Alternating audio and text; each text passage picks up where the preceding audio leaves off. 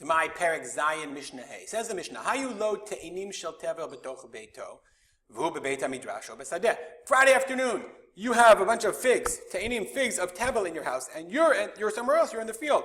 You're not going to get home in order to do Terumot and Maasrot by the time Shabbat comes, and you want to eat the figs on Shabbat. What can you possibly do?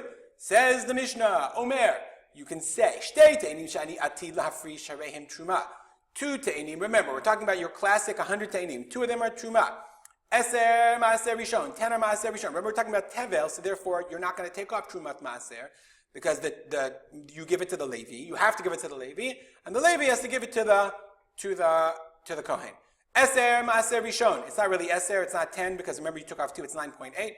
V'teisha, and what's left after 10 minus 9.8? You'll do the math. And a little bit less than 9 are maaser sheni.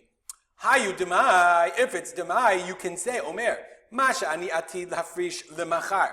That which I'm going to designate. So the Kahati says you don't say machar like we said yesterday.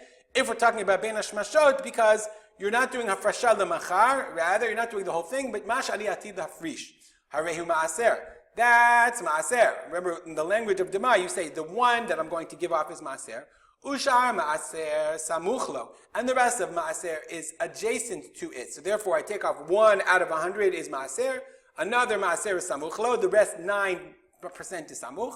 Zesh asiti maaser asui trumat maaser alav. So the 1 out of 100, the one teina, the one fig out of the 100 figs that I made maaser is trumat maaser, and then the rest of that maaser belongs to me because of the rule of amotzi mechavera alav araya. Remember, it's demai, so therefore the Levi has to prove that it belongs to him, which he can't do.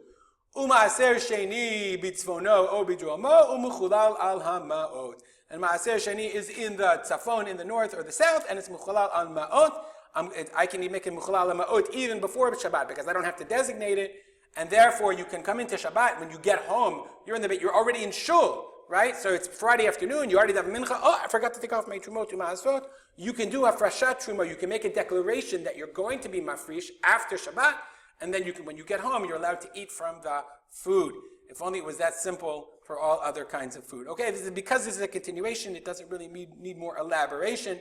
If you didn't understand this Mishnah, i.e. you're only learning this Mishnah alone, look back at our Mishnah Dalet, and we explain in great detail how you can do hafrashat truma before you actually do it. Now, obviously, just one more point, it's assuming that this is a declaration, but after Shabbat, you have to actually go ahead and do it.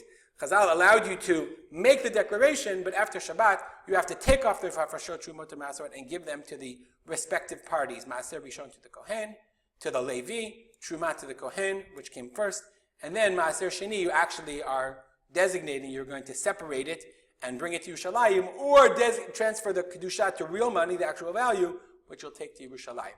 Okay, if you have any comments or questions, please feel always free to contact me at rspolter@gmail.com. We'll dedicate the learning to the memory of my father, Harav Simcha ben Yitzchak Kalman. Have a great day.